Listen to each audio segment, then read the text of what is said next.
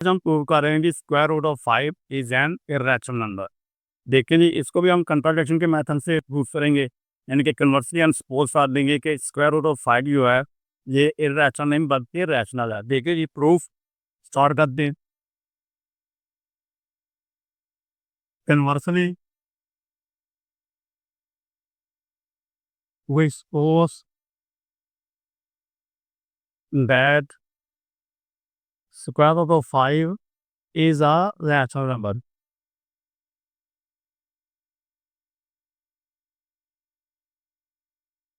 तो अगर ये रैशनल नंबर है, हमने सपोज कर लिया, हमने कन्वर्सली सपोज कर लिया कि ये एक रैशनल नंबर है। और अगर ये रैशनल नंबर है तो आपको पता है कि हर एक रैशनल नंबर को हम पी ओवर क्यू की फॉर्म में लिख सकते हैं। तो देखिए, this implies that square root of 5 is equal to होगा पी ओवर क्यू। हमने पी ओवर क्यू की फॉर्म में लिख दिया। तो यहाँ से देखिए कुछ कंडीशन देख लें जी। पी और क्यू क्या है? पी कोमा क्यू बिलोंग करते हैं सेट ऑफ इंटीजर से। पी और क्यू हमारे पास इंटीजर्स है। और कंडीशन क्या है? Q is not equal to zero है। मैंने आपको बताया था कि ज़ीरो जो है वो किसी को भी डिवाइड नहीं करता। अगर यहाँ पे क्यू ज़ीरो हो गया तो हम प्रूफ ही नहीं कर सकेंगे, काम ही खत्म होंगे। और कंडीशन क्या है? P comma Q is equal to one, यानी कि पी और क्यू क्या है? ये को प्राइम है, या आप इसको कहें लोएस्ट फॉर्म में है, या रिलेटिवली प्राइम है। तीनों बातों का एक ही मतलब है, को प्राइम, रिलेटिवली प्राइम या लोएस्ट फॉर्म हुई। यानी कि इसका मतलब क्या है कि पी और क्यू के दरमियान तो हाईएस्ट कॉमन फैक्टर वन है, या आप ये कह लें कि पी और क्यू दोनों में सिर्फ और सिर्फ कॉमन फैक्टर जो है वो वन है, वन के अलावा कुछ भी कॉमन नहीं है।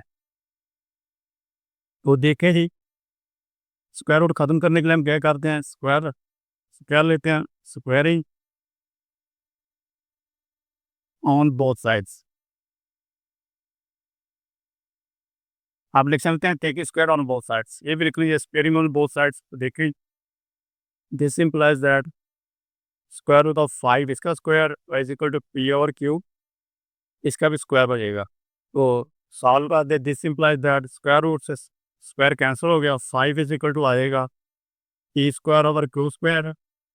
और यहाँ से क्यू स्क्वायर डिवाइड हो रहा है, लेफ्ट साइड पे शिफ्ट मल्टीप्लाई हो जाएगा, 5 Q square is equal to हो जाएगा ई स्क्वायर। ठीक है जी। तो देखें यहाँ से पी एक इंटीजर था, तो पी का स्क्वायर भी इंटीजर होगा। तो हमने एक इंटीजर को दो इंटीजर के प्रोडक्ट की फॉर्म में लिखा हुआ है, यानी कि पी स्क्वायर को लिखा हुआ है 5 ए टू क्यू स्क्वायर, यानी कि 5 भी इंटीजर है और क्यू स्क्वायर भी इंटीजर है। तो जब भी एक इंटीजर को दो इंटीजर्स के प्रोडक्ट के फॉर्म में लिखा जा सके, तो वो दोनों जो इंटीजर्स होते हैं वो क्या होते हैं? पहले वाले इंटीजर के फैक्टर होते हैं। इसका मतलब है, तो 5 जो है जो पी स्क्वायर का फैक्टर है, क्यू स्क्वायर भी टी स्क्वायर का फैक्टर है। और जब फैक्टर हो तब भी होता है अगर वो पूरा पूरा डिवाइड करे। यहाँ वैसे कि आप देखिए, अगर क्यू स्क्वायर इधर रहने दें, 5 को इधर शिफ्ट करें तो पी स्क्वायर ओवर 5 हो जाएगा। तो 5 इस सबको डिवाइड करेगा। तो देखिए जी, यहाँ से क्या बात समझ आई?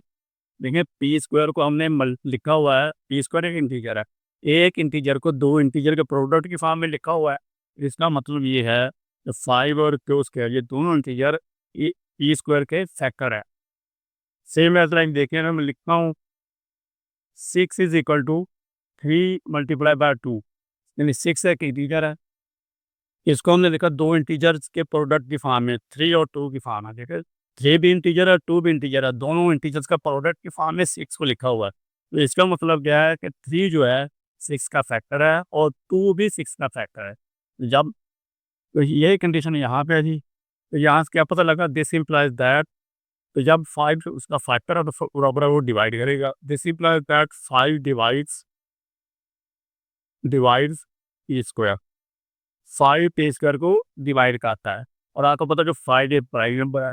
मैंने आपको एक बहुत बताया था कि जब भी कोई प्राइम नंबर किसी इंटीजर के स्क्वायर को डिवाइड करे तो वो उस इंटीजर को भी डिवाइड करता है। जब भी कोई प्राइम नंबर किसी इंटीजर के स्क्वायर को डिवाइड करे तो वो क्या है? वही प्राइम नंबर उस इंटीजर को, सेम इंटीजर को भी डिवाइड करेगा। देखिए, 5 प्राइम नंबर है, पी स्क्वायर को डिवाइड करता है। ठीक है, पी स्क्वायर इंटीजर, ई इंटीजर तो पी स्क्वायर भी इंटीजर, तो 5 डिवाइड करेगा ई को भी। दिस इम्प्लाई दैट देख लीजिए जी, अगर मेरे पास 10 है, 10 का स्क्वायर है इज इक्वल टू 100 होता है।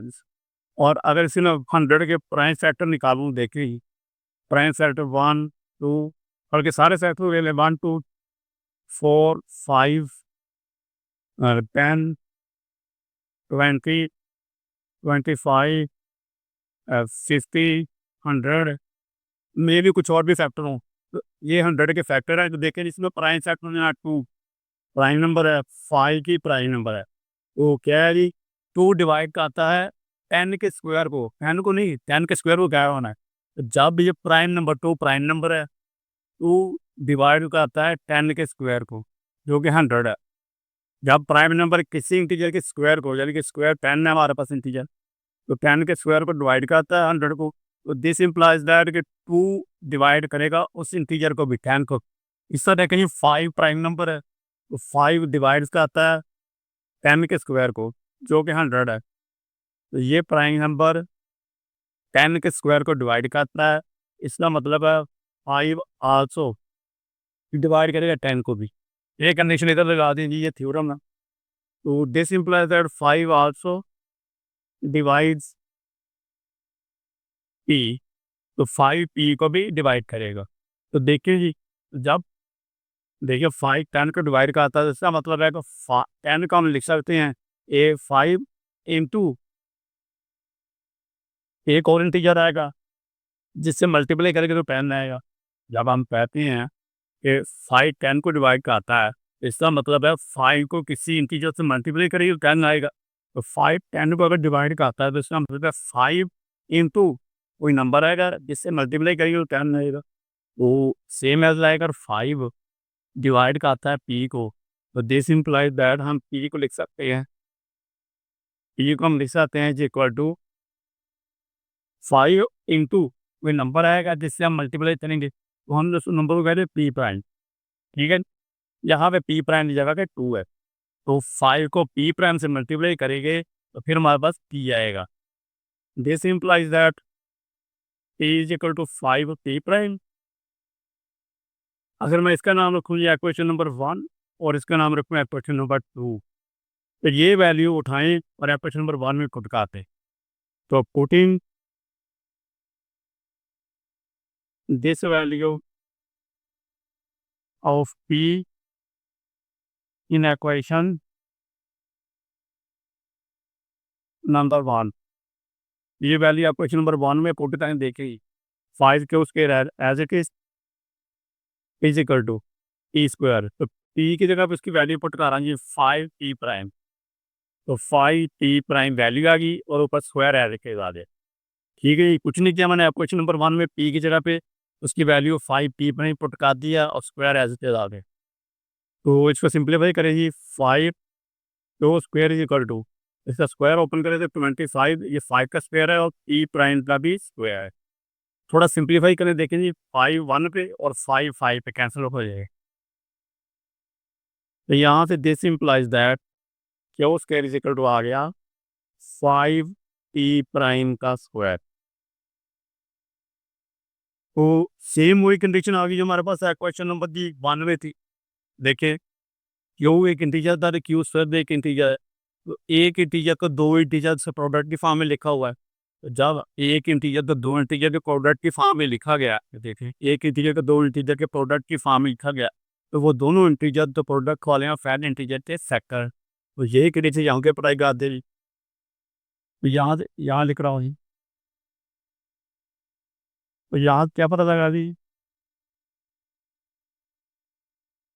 दिस इम्प्लाइज दैट 5, यहाँ से क्या पता 5 डिवाइड्स का आता है, 5 डिवाइड्स करता है क्यू स्क्वायर। तो आपको पता 5 एक प्राइम नंबर है, जब भी प्राइम नंबर किसी इंटीजर के स्क्वायर पर डिवाइड बनेगा तो वही प्राइम नंबर सेम इंटीजर को भी डिवाइड करेगा, पहले वाली कंडीशन। तो this implies that 5 also divides Q. तो 5 क्या है जी, वो क्यू को भी डिवाइड करेगा। जब 5 क्यू को डिवाइड करता है तो देखिए जी, इसका मतलब है दिस इम्प्लाइज दैट कि क्यू को मैं लिख सकता हूँ 5 और एक और नंबर के प्रोडक्ट की फॉर्म में, वो नंबर हम लिख देते हैं क्यू प्राइम, ये जाते मैंने ये लिखा था। 5 डिवाइड करता है 10 तो 10 को लिख सकते हैं 5 मल्टीप्लाई बाय 2, तो क्यू इज इक्वल टू हो जाएगा 5 2 प्राइम, जिस implies that Q is equal to 5 Q prime. तो इसका नाम होगा क्वेश्चन नंबर 3। तो देखें जी क्वेश्चन नंबर 2 में देखें P is equal to 5 P prime था, और यहाँ पे क्वेश्चन नंबर 3 में Q is equal to 5 Q prime है। इन दोनों इक्वेशन से क्वेश्चन नंबर 2 और 3 से क्या पता लग रहा है कि एक पी और क्यू दोनों में 5 कॉमन फैक्टर है, दोनों में कॉमन फैक्टर 5 आ रहा है। और देखिए हमने शुरू में जो सपोज किया था, कन्वर्सली सपोज किया था, हमने सपोज किया था पी और क्यू वो प्राइम है, नहीं प्राइम है। हमने तो कहा था इनके दरमियान जो कॉमन फैक्टर है वो 1 है, 1 के अलावा और कोई कॉमन फैक्टर नहीं है। तो आप जैसा था क्वेश्चन नंबर 2 और 3 के हिसाब से दोनों में कॉमन फैक्टर 5 आ रहा है 1 के अलावा। इसका मतलब जो कि हम जो सपोज किया था वो गलत है, हमारे सपोजिशन वो रॉन्ग है, लिहाजा स्क्वायर रूट ऑफ 5 जो है वो रैशनल नहीं बल्कि इर्रेशनल है। इसको मैं लिख देता हूँ उन्हें, from equation number 2 and 3 we can see that P and Q have common factor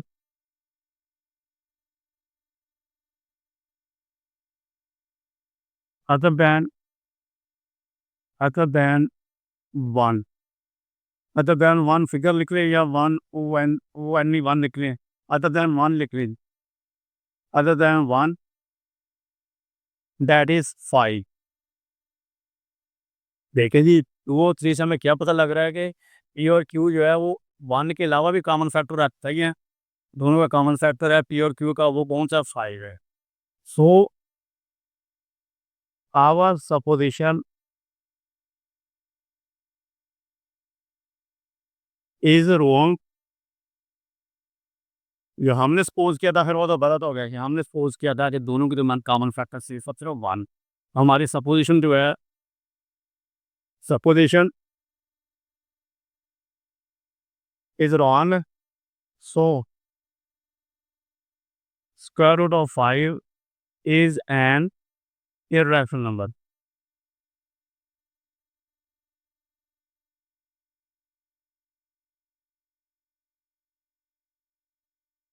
तो ये इसका प्रूफ होगा जी, बिल्कुल इन्हीं स्टेप्स के ऊपर आप स्क्वायर रूट ऑफ 2 को भी कर सकते हैं, स्क्वायर रूट ऑफ 3 पे भी कर सकते हैं, 5 मैंने कर दिया है। इस तरह और भी